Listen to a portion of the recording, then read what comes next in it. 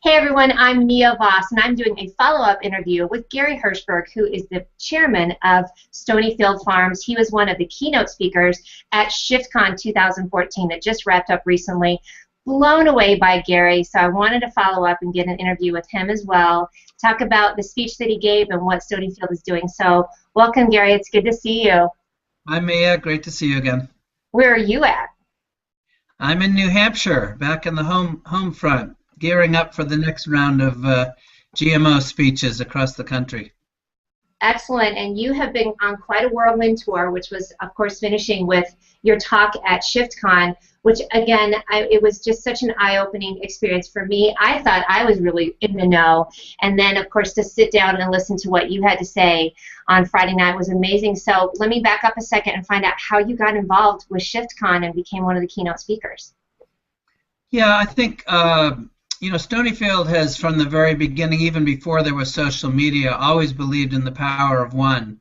Back in the early 80s when we started, when one used to mail by snail mail all your communications to consumers, to educate our customers about what we do, we would allow them to send in 5 yogurt lids and they could adopt a live Stonyfield cow. They would get a certificate naming them the co-owner of their cow, and then they would get a letter from their cow twice a year. So we were doing kind of social media before there was social media. So it only follows that when Leah and ShiftCon came around that they turned to us. We have always excelled at having a very sophisticated and active conversation with our eaters out there.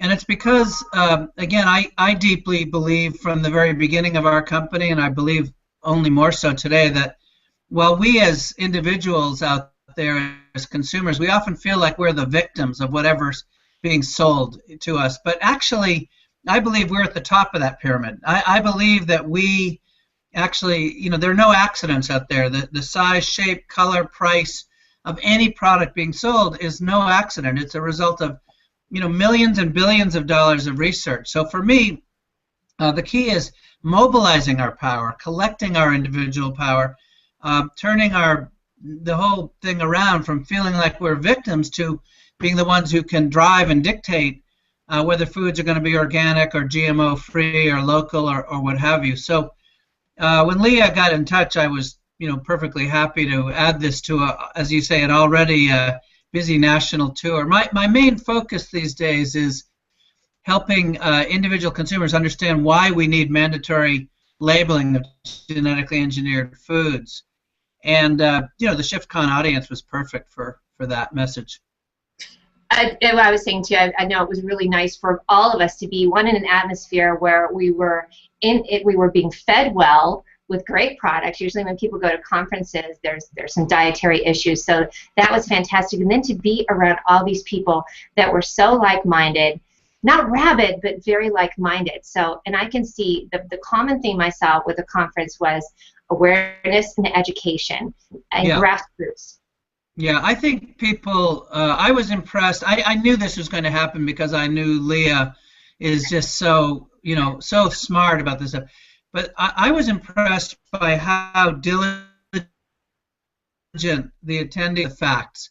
Every data point I would present, people would come up to me after and say, do you have a reference? Do you have a reference? How do I follow up? This is about us getting ourselves educated. In many ways, the good food movement, as I call it broadly, because this isn't just about organic, it's not just about local, it's not just about GMO, it's about really getting our food system to be responsive to what we all want, which is healthy, safe, good for the environment as well as good for our families. But we're playing catch up. We are, in the case of chemicals in our food, we've been engaged in a 50, 60-year experiment with our bodies and the planet, allowing kind of corporate expediency to be the dominant paradigm. And, we weren't ever asked, do we want pesticides in our topsoil, and now we're being asked because now we're being educated. And the reality is that really smart companies out there, and you saw many of them, they were the sponsors of the event, and I know there'll be double that many next year. Those are the companies who understand that this is not a fad. This is a mega trend. we are taking back the power that we gave up. And I think in the big picture, we've done a lot of damage. We see cancer rates out of control. You see virtually every um, negative health trend out there. Ultimately, sooner or later, comes back to either how we're treating our bodies or the planet. But I think in the big picture, in the long run, we will look back in the future at this period and recognize that, yeah, we went off into a little cul-de-sac, a place we can come back out of. I don't see it as a dead end. But it starts with educating ourselves. It starts with this kind of dialogue. It starts with people like yourself interpreting and translating, frankly, complicated scientific concepts into more simple terms that give people the power to make good and conscious choices. What I was like, and certainly, I should add, certainly the organic food movement is an absolute symbol of that trend. When I started, we had 7 cows. Back in 1983, nobody, I often say we had a great company, no supply and no demand. Nobody knew what we were talking about. But, today it's a $35 billion sector growing faster, 20% compounded growth rate, going faster than, conventional food. You see the explosion of CSAs and farmers markets and so on. And this is an expression of what people want. I love it that obviously it's more mainstream. The crazy factor is definitely off of this movement, which is wonderful. The one thing I kept seeing was organic food, or as our grandparents used to call it, food. Right. I love that. Right. That was popping up too. Well, go ahead. People say organic is this new thing. Really, it's the chemicals that are new. I'll get into debates with big food companies, and they'll say, Gary, organic really isn't proven. And my comment to them is, actually, it's the chemicals that are not really proven. Every famous person in history ate organic food. All of civilization grew in organic food. The 19th century, there were no chemicals used in food production. So and what we're finding out, of course, is we're getting 60, 70, 80 years of data back on intensive chemical use. And that's why, as Robin points out, and I point out, 1 in 2 men are now going to be diagnosed with cancer, 1 in 3 women. By the way, that's an important thing I want to add to Robin's comment. What she was referring to was the President's Cancer Panel that came out in 4 years ago. They said 41% of Americans will be diagnosed with cancer. What you should know is when Ronald Reagan convened that panel in the 1980s, it was 20% of Americans. So we've doubled our percentage. And of course, we see this with autism and obesity, and so this isn't just about a political seizing of our power. This is about actually taking control of our health system. The most expensive way to treat ourselves to deal with healthcare is after we're sick. The cheapest is preventative, right? The cheapest is not getting sick in the first place. And so, that's why I call this the good food movement, because this is about. It's really an extension of healthcare. It's about good and proper living, and there's no reason. So much of this is preventable. That's why, nobody pays me to do what I do. This is why, and Robin too. This is why we get up every day and go out and give these talks, because, we deeply believe that future generations need to be spared this sort of experiment that we've been on in this generation. And what you're talking about is moving from a reactive society to a proactive society, and certainly healthcare is involved with that, because that's the offshoot of it. It becomes about health. And and we're speaking of Robin O'Brien, by the way. She was one of the other keynote speakers who, she was busting out some serious facts in her keynote. You did as well. One of the ones was, if you could talk for a minute about the rain in Nebraska with chemicals. Yeah, it's actually Iowa. What I was referring. All that Midwest. No, well, first of all, you should know Robin and I are basically partners. We're board members of Just Label It and Organic Voices. We've been working together for a long time. That's why it's so easy for me to sort of swing back and forth. Sometimes I don't know which of us is speaking. That's a power partnership, brother. Right, but what I was referring to is the fact that what people when they take on the GMO issue, they say, well, are they safe? And I want to know what's in my food, and that's important. But to be honest, it's going to be a generation before we know whether these crops are safe or not. But the reality is it's not just about what's in our food. It's about what we're putting down on the earth and in our air, soil, and water to produce these foods. And what I was pointing out is little known fact is that 90% of genetically engineered foods that have been introduced since 1996 when they were first deregulated have been for herbicide tolerance and insecticide use. And the net result of that, so we've created crops that can withstand herbicide use, which would kill all other plants. And what this has meant is it's unleashed literally an explosion of herbicide use. The numbers that I provided in my speech were that from 1996 to 2011, we used over 500 million pounds of glyphosate in America. Roundup, you would know it. And by the way, since 2011, the data is still being compiled, USDA data, but it's probably now close to 1 billion pounds. And this is a trend line. It's going up. And the expression of that is that now the U.S. Geological Survey has found in the Midwest, and Iowa in particular, that in 60 to 100% of rainwater samples, you will find the presence of Roundup, of glyphosate. And, you know, the chemical companies who refer to themselves these days as biotech because they're in the seed business as well, but Dow, DuPont, Syngenta, Monsanto, you know, they'll say, wait, Gary, you know, this is glyphosate. It's a safe herbicide. It's you know, compared to the really bad ones that we used to use, this one's safe. And that was, you know, relatively true, except that they say right on the label, don't use near children.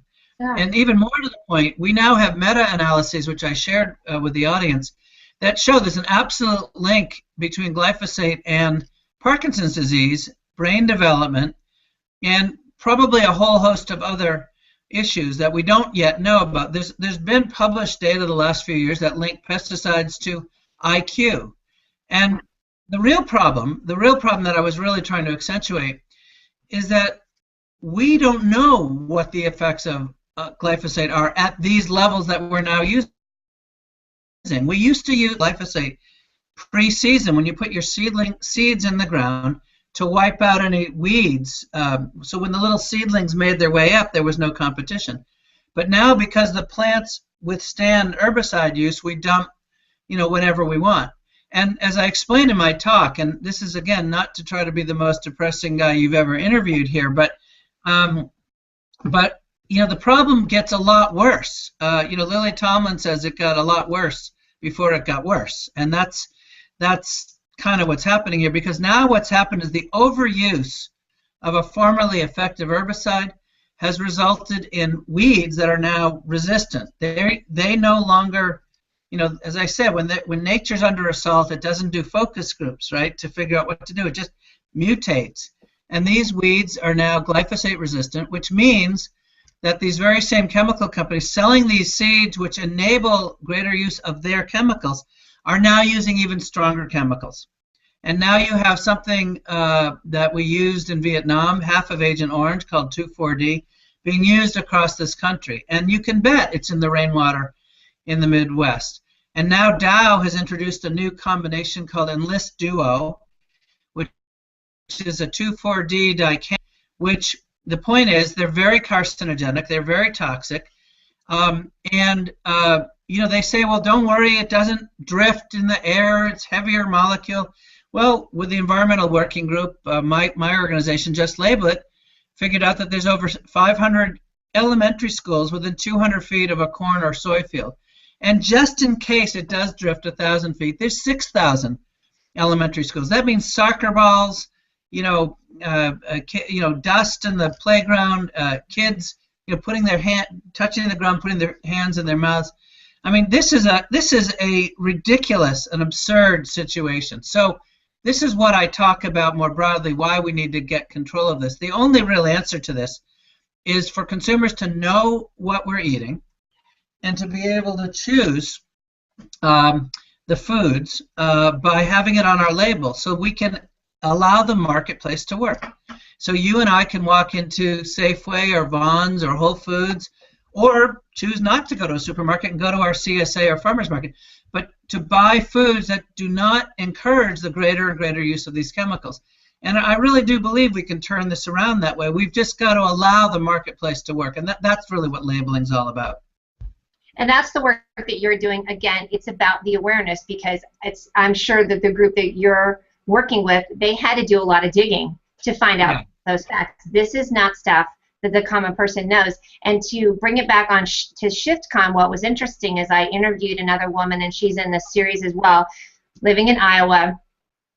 And I have to tell you, when I spoke to her on Saturday morning, she was still reeling from the information that you gave her, because she and her husband moved their family of 4 from Colorado Springs to Iowa, and they're actually building a home. They're kind of the crazy people in the neighborhood, because they're building this safe home that that's going to have be a lot more of a green build type of home, which is kind of crazy in that neighborhood anyway.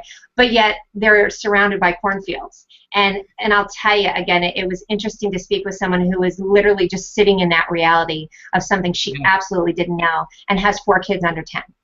Well, we all, honestly, we all live in Iowa, because this is happening in 40 to 50 states.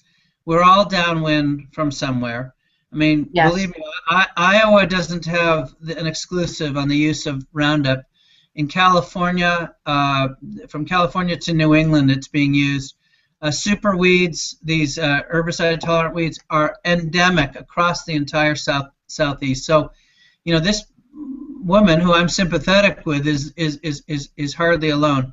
And maybe just to make the connection to an earlier question you asked, let me just sort of explain what we are doing here.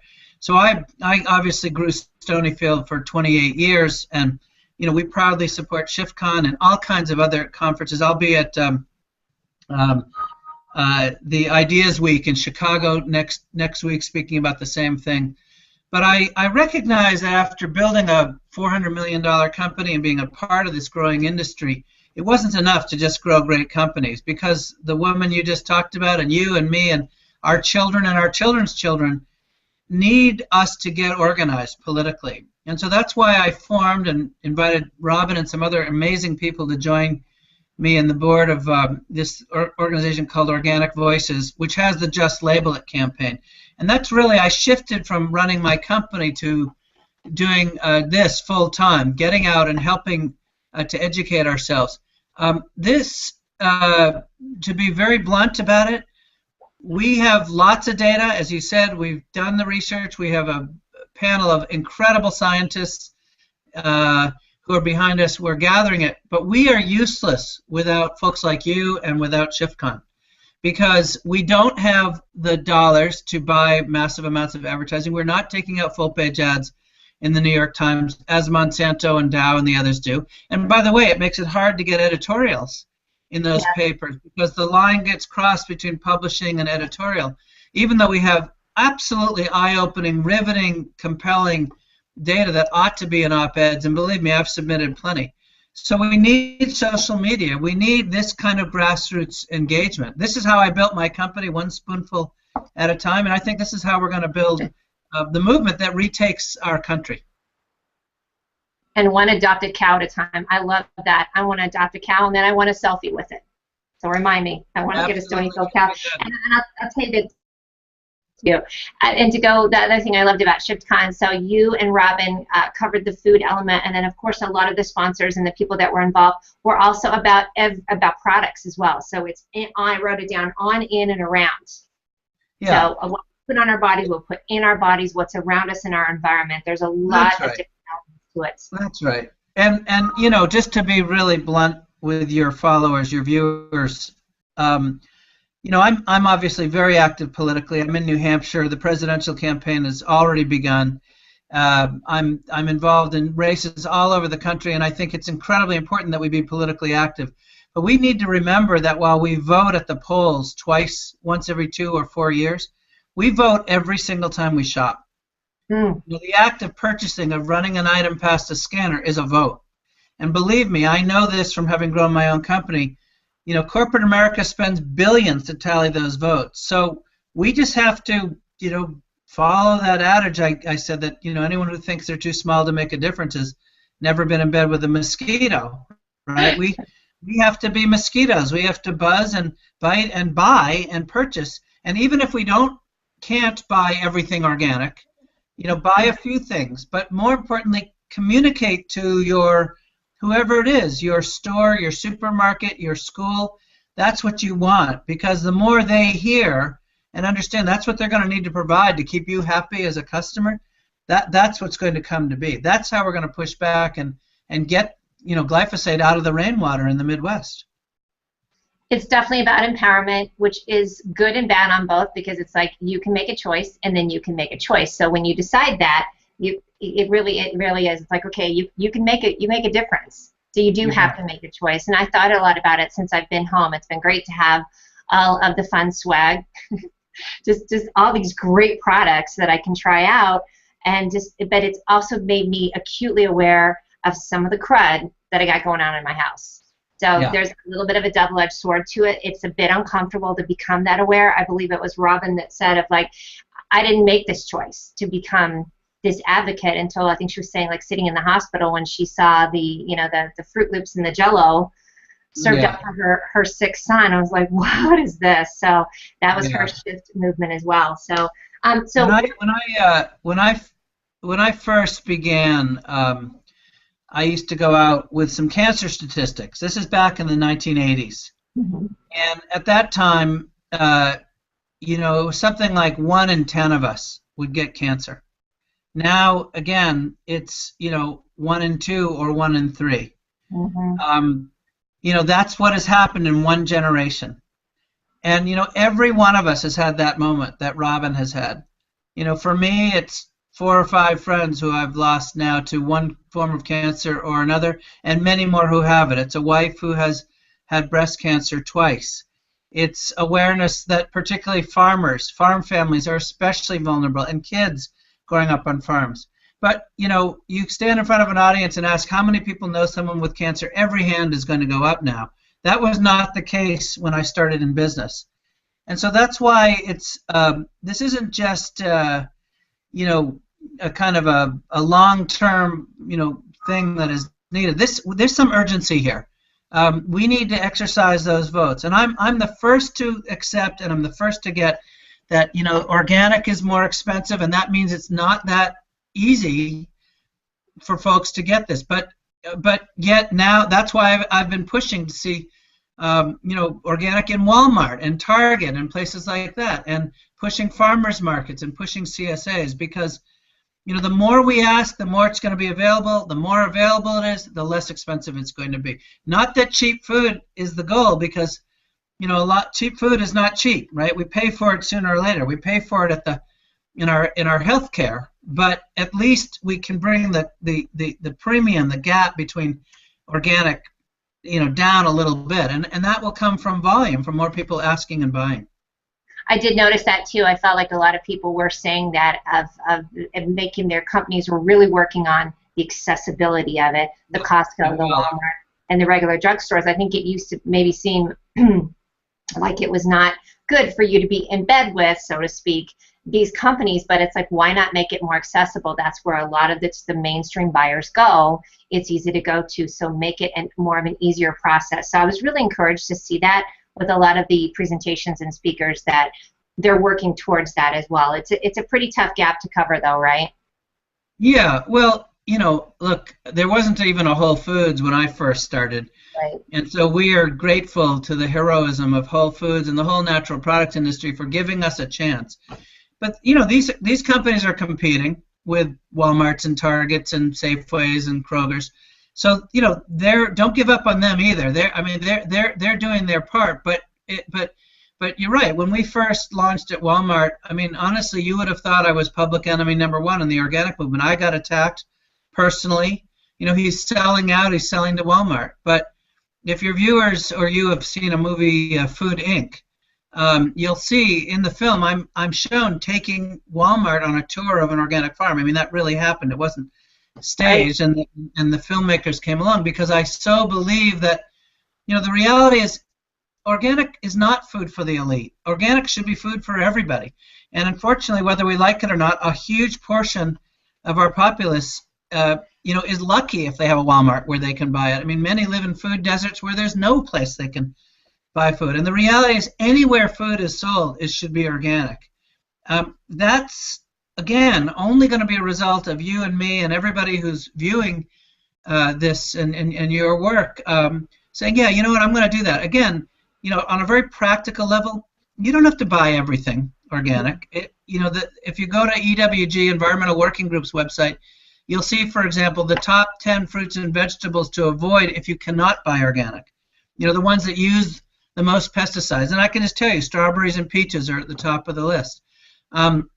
We know now that dairy, it's because of hormones and antibiotics, and meat would be very good things to at least get GMO free, but really more safely organic is best.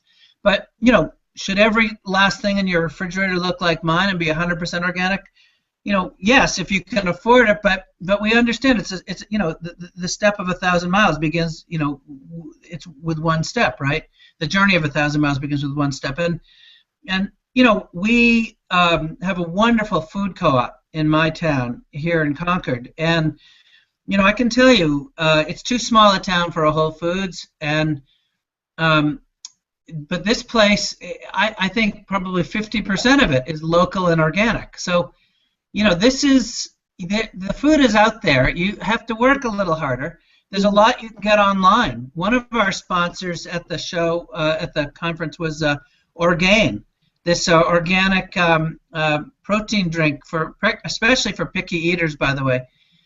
You can buy Orgain at Amazon. You can just, as a matter of fact, I was with your governor, yes. In fact, the other day, who was telling me that his son, he has a hard time getting protein into his kids. So I, told him about Orgain. He went online, and there it is, Amazon. So you can, the choices are becoming more available, and it's becoming easier. But again, we've all got to be part of this. We've all got to grab an oar and pull.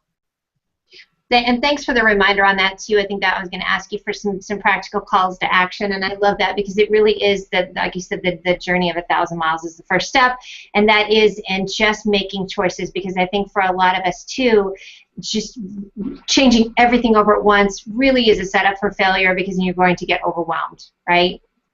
So if you can just do one by one.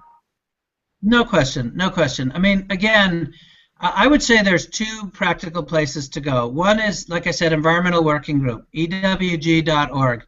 Go there, you'll get some really good ideas.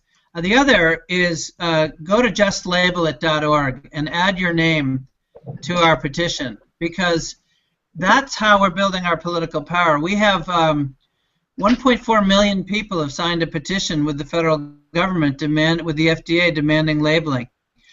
But we've got to get that number to get our way. So, this is, again, something you can do at home. You don't have to go out and march. I mean, we welcome you if we ever have a march or an event. But just a couple of clicks, and, right there between EWG and Just Label It, you have a tremendous amount of power right at your keyboard.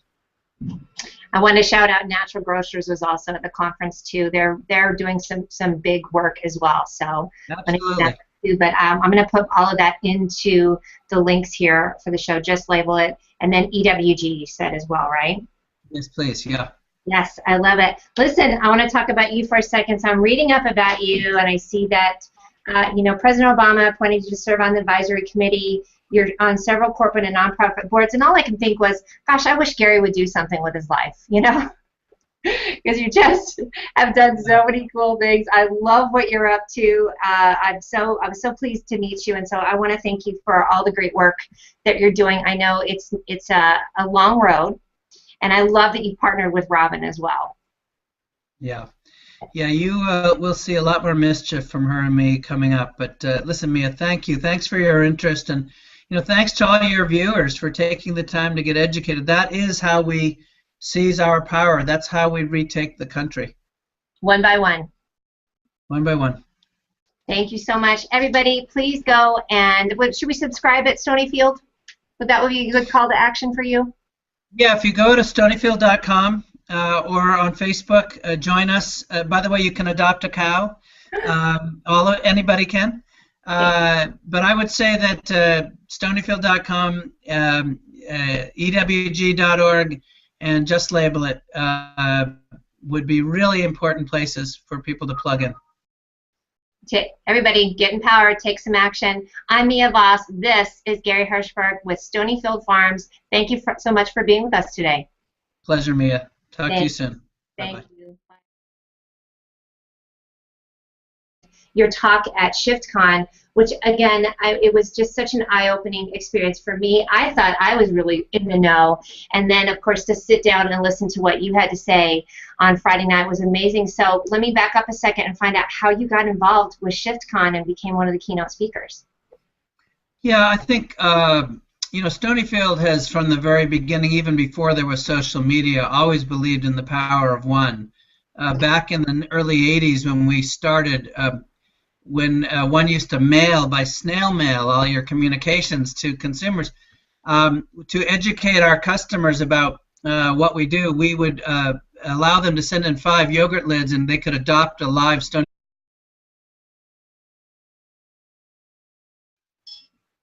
Hey everyone, I'm Mia Voss, and I'm doing a follow-up interview with Gary Hirshberg, who is the chairman of Stonyfield Farms. He was one of the keynote speakers at ShiftCon 2014 that just wrapped up recently. Blown away by Gary, so I wanted to follow up and get an interview with him as well, talk about the speech that he gave and what Stonyfield is doing. So welcome, Gary. It's good to see you. Hi, Mia. Great to see you again. Where are you at? I'm in New Hampshire, back in the home front, gearing up for the next round of GMO speeches across the country. Excellent, and you have been on quite a whirlwind tour, which was, of course, finishing with... I believe we're at the top of that pyramid. I believe that we actually, there are no accidents out there. The size, shape, color, price of any product being sold is no accident. It's a result of, millions and billions of dollars of research. So for me, the key is mobilizing our power, collecting our individual power, turning the whole thing around from feeling like we're victims to being the ones who can drive and dictate whether foods are going to be organic or GMO free or local or what have you. So when Leah got in touch, I was perfectly happy to add this to as you say, an already busy national tour. My main focus these days is helping Stonyfield cow. They would get a certificate naming them the co-owner of their cow, and then they would get a letter from their cow twice a year. So we were doing kind of social media before there was social media. So it only follows that when Leah and ShiftCon came around that they turned to us. We have always excelled at having a very sophisticated and active conversation with our eaters out there. And it's because, again, I deeply believe from the very beginning of our company, and I believe only more so today, that while we as individuals out there as consumers, we often feel like we're the victims of whatever's being sold to us. But actually, helping individual consumers understand why we need mandatory labeling of genetically engineered foods. And, the ShiftCon audience was perfect for that message. I was saying to you, I know it was really nice for all of us to be in an atmosphere where we were being fed well with great products. Usually when people go to conferences, there's some dietary issues, so that was fantastic. And then to be around all these people that were so like-minded, not rabid, but very like-minded. So, and I can see the common theme I saw with the conference was awareness and education and grassroots. Yeah, I think people, I was impressed